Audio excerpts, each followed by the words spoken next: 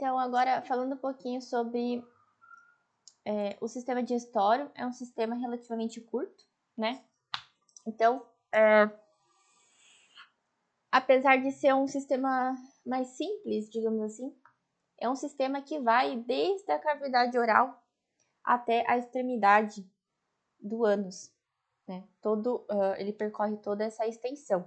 Então, nós começamos aqui na boca ou cavidade oral, passamos pela faringe, ou também, né, popularmente chamada de garganta, passamos pelo esôfago, o estômago, intestino delgado, intestino grosso e ânus. Além dessas estruturas, nós temos também alguns outros órgãos acessórios, ou também glândulas acessórias, né? Então, como resumo, cavidade oral, faringe, esôfago, estômago, intestino delgado e intestino grosso. Dos órgãos anexos, nós podemos citar os dentes, a língua, as glândulas salivares, fígado, vesícula biliar e o pâncreas. São órgãos acessórios do sistema digestório. Então, aqui nessa imagem a gente vê que é uma estrutura que realmente percorre desde a cavidade oral até a extremidade ali pela saída do ânus, né? Então, vamos ver primeiramente como nós podemos classificar o sistema digestório. Ele pode, então, ser classificado por regiões, em parte superior, mediana e inferior. A parte superior do sistema digestório contém somente a cavidade oral, a faringe e o esôfago. Vai estar relacionado, então, com o processo de mastigação, trituração, insalivação e transporte desse alimento, ou bolo alimentar. Já a parte mediana do sistema digestório contém o estômago e o intestino delgado, que vai, então, modificar as estruturas químicas desse alimento, tornando mais absorvível pela corrente sanguínea, né? E a parte inferior do sistema digestório, que seria, então, o intestino grosso, o reto e o ânus, que vai fazer a reabsorção de água e nutrientes, bem como também o armazenamento desse bolo alimentar, né, não aproveitado, chamado de fezes, até a sua eliminação completa. Dito isso, então, quais as principais funções do sistema digestório? Nós podemos incluir a ingestão, né, refere-se então à entrada de alimento sólido ou líquido na cavidade oral. Lembrando então que na cavidade oral nós podemos então dividir, né, o palato duro e o palato mole. O palato duro ele é formado pelo processo do osso palatino e osso palatino, processo aqui na maxila, né? E o palato mole vai ter então a sua terminação ali na úvula. A gente consegue sentir o palato mole se a gente encostar a língua lá no final da garganta, né? A mastigação, que é um processo exclusivo da cavidade oral, que ocorre somente graças aos dentes, né? A gente já vai ver que um adulto ele tem aí cerca de 32 dentes, né? Forma padrão. Então, é um processo mecânico. A propulsão, que seria isso? É a passagem do alimento de uma extremidade do trato digestório para outro. E geralmente, né, isso acontece em torno de 24 a 36 horas. E olha só que incrível, ele consegue atravessar todo o comprimento, né, desse trato gastrointestinal. E é grande, desde a cavidade oral até a sua saída ali pelo ânus. É um processo, é um comprimento realmente bem considerável. Dentro da propulsão, nós temos então a deglutição, né, que seria então o movimento que move líquidos e a massa mole do alimento, já chamado aí de bolo alimentar. A peristalse, que ocorre através dos, né, que são movimentos peristálticos que possibilitam então que esse alimento ele percorra todo o trato digestivo. Lembrando que o movimento peristáltico ele também é auxiliado pela gravidade, né? E ele, então, possibilita que esse alimento ele seja passando de cada um dos tratos digestórios. Movimento de massa, né? Que seria, então, o movimento desses materiais, esse bolo alimentar. Mistura, né? Por que mistura? Porque para que esse alimento ele seja absorvível ou consiga ser jogado na circulação, na corrente sanguínea, a gente precisa que ele diminua, né? Se torne relativamente muito minúsculo. Isso acontece com o auxílio de enzimas e glândulas ali que vão auxiliar nesse processo de digestão mais efetiva. Além disso, nós temos contrações segmentares, que são contrações de mistura, que ocorrem no intestino delgado. Secreção, ao longo do movimento do alimento pelo trato digestivo. Principalmente nós temos ali, né, a importância do muco, que ele vai lubrificar esse alimento e proteger as células epiteliais, principalmente ali quando a gente fala do estômago, né, para que o alimento ele não acaba danificando a estrutura do órgão. A digestão efetiva, que é a quebra física de grandes moléculas em partículas menores, porque nós temos, né, a digestão mecânica, que seria a mastigação, mistura do alimento, e a digestão chamada de química, que vai ser então realizada pelas enzimas digestivas, conforme eu havia citado antes.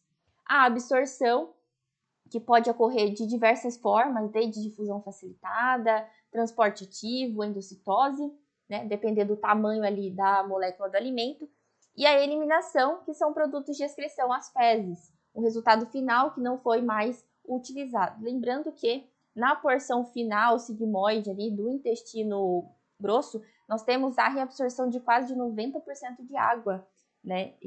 Então, quanto mais aquelas fezes ficam armazenadas, pior é a sua retirada. A gente vai ver isso com mais detalhes mais à frente. Então, começando aqui na cavidade oral, ou também chamada de boca, né? Ela pode ser dividida em duas regiões. O vestíbulo, ou também chamada de entrada, que seria então o espaço entre as bochechas, o lábio e os dentes, e a cavidade oral própria, que é então atrás dos dentes, né? Isso aqui é só uma curiosidade, né? A gente vai ver em fisiologia, mas a cavidade oral ela é revestida por um epitélio estratificado pavimentoso, que vai justamente proteger contra abrasões. Então aqui a gente tem uma estrutura que difere, né, o palato duro do palato mole. Nós temos então a úvula, que é a terminação do palato mole. Nós temos os dentes, 32 dentes. Aí nós temos os molares, os premolares, os caninos e os incisivos, né? E o que mais que nós podemos citar? A parte óssea, né? O palato duro, parte óssea do processo maxilar do osso palatino e osso palatino, e o palato mole, que termina ali na úvula. A língua, ela é revestida por epitélio pavimentoso estratificado úmido, e ela é um grande músculo, que ocupa, então, grande parte da cavidade oral, né? Além da língua e dos dentes, nós temos na cavidade oral as tonsilas, que são estruturas relacionadas ao processo imunológico, de defesa imunológica, né? Dentro da cavidade oral, nós temos as tonsilas faríngeas, tonsilas palatinas e a tonsila, deixa eu ver se eu acho aqui, e não, uma outra imagem. E as tonsilas linguais. Aqui, vamos ver aqui, ó, na estrutura da língua, né? Nós temos então a raiz da língua, o corpo e o ápice da língua, o dorso, né? E a gente percebe que existe uma grande diferença das estruturas epiteliais, né, do corpo e da raiz. Na raiz, parece que as células são mais espinhosas, né? Mas é onde nós temos, então, a tonsila lingual, ou os nódulos linfóides. Aqui, nós encontramos a tonsila palatina, né? Que nesse caso aqui ela está cortada, e aqui já temos a cartilagem epiglote, tá? Certo. Os adultos apresentam 32 dentes, conforme eu comentei, e eu escrevi também a questão das estruturas do dente. O dente ele tem a coroa, né, que é a superfície do esmalte, aquela superfície branca. Ele tem a raiz, que tem a superfície de cemento, é esse termo mesmo. Ele tem o esmalte, que é a parte dura e brilhante, mais dura, e a dentina, que constitui a maior parte do dente, bem como a cavidade pulpar, contendo a polpa do dente. Qual que é, então, a estrutura, a substância mais dura do nosso corpo? É o esmalte do dente, que é justamente a substância dura e brilhante. É a substância mais dura do nosso corpo. Então, adentrando ainda a questão dos dentes que eu citei, especificamente, nós vamos ter 2 dentes incisivos, um canino por porção, né? Digamos aqui, por carga dentária. Então, 2 incisivos, um canino, 2 premolares e 3 premolares em cada quadrante. Então, ao todo, nós vamos ter 4 incisivos, 2 caninos, 4 premolares e 6 molares. Aí, depois, né, da cavidade oral, nós temos a faringe. A faringe ela pode ser subdividida em 3 regiões. A nasofaringe, que vai das coanas até o palato mole, que tem sua terminação na úvula. A orofaringe, que começa no palato mole, mediante a sua terminação ali da úvula, e vai até a epiglote, e da epiglote até o início do esôfago seria a laringofaringe. Adentramos então no esôfago. O esôfago ele tem cerca de 25 centímetros de comprimento e ele se encontra também no mediastino, conforme nós comentamos, né, mais detalhadamente no sistema circulatório. O que seria esse mediastino? O esôfago ele vai transportar o alimento da faringe até o estômago e ele vai apresentar 4 paredes espessas de túnicas. Vai ser a mucosa, submucosa, muscular e adventícia. A mucosa vai revestir o lúmen do trato gastrointestinal e vai ser importante na proteção contra doenças. E vai secretar, então, o muco, né, que conforme a gente já viu, ele é importante para evitar a abrasão do alimento, né, que esse alimento ele danifica as estruturas do órgão.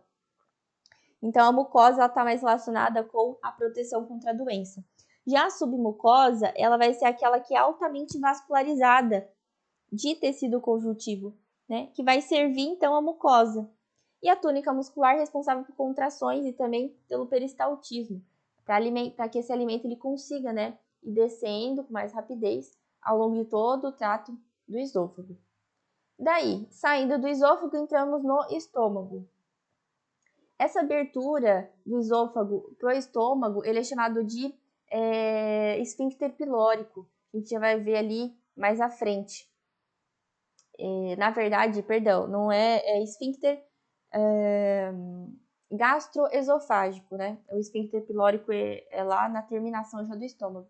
Então, o estômago ele atua como uma câmara de armazenamento e mistura de alimento, localizado na parte superior esquerda do abdômen, e o formato ele varia de um indivíduo, né? Um indivíduo mais obeso tem um estômago muito maior, e um indivíduo mais saudável ele tem um estômago menor. Então, varia de indivíduo para indivíduo. Na anatomia do estômago, o que a gente pode perceber?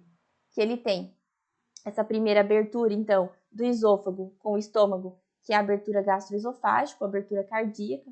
Então, nós vamos chamar de cárdia, certo? Que seria esse esfíncter cardíaco. E na última porção, já iniciando ali o intestino delgado, aí sim nós teremos o esfíncter ou o canal pilórico, né? Então, nessa imagem que tá bem legal de ver, ó, a cárdia é a parte cardíaca, né, do estômago. Aí nós temos o corpo gástrico, aqui a curvatura maior, curvatura menor. Aqui nós vamos ter o antro pilórico, canal pilórico e aqui sim o piloro ou esfíncter pilórico, né, que vai dar início ao duodeno, que é a primeira porção do intestino delgado. Então, como resumo, nós temos a abertura cardíaca, gastroesofágica, aí temos a cárdia, o fundo do estômago, o corpo do estômago, curvatura maior, curvatura menor, o canal pilórico, o antro pilórico, esfíncter pilórico e o início do duodeno. Para além disso, nós temos a musculatura externa, né, do estômago, que a gente consegue ver com mais detalhes aqui. Ó, camada muscular. Tem a camada muscular longitudinal, a circular e a oblíqua, tá? Com relação à histologia do estômago, a serosa ou peritônio visceral é a túnica mais externa. Então, a túnica mais externa do estômago é o peritônio visceral. Consiste em uma camada externa de epitélio pavimentoso. Já a porção muscular é composta por 3 camadas. Então, a musculatura, conforme eu disse, ela pode ser dividida em musculatura, né, do tipo longitudinal, circular e oblíqua. Então, aqui dá para ver bem. Ó, camada oblíqua interna seria esta aqui. A camada circular média seria a mais externa, né? Então, a mais externa é circular. A média seria oblíqua. E a mais interna seria a longitudinal. Na verdade, eu inverti, né? A mais externa é a longitudinal, a intermediária é essa circular e a mais interna, então, seria a oblíqua, tá? Então, longitudinal, circular e oblíqua, da mais externa para a mais interna. Além disso, é importante a gente saber que o estômago ele atua num pH hiperácido, né? Então ele precisa ter proteção da sua estrutura, das suas paredes, para que ele não se corroa junto com essa acidez toda.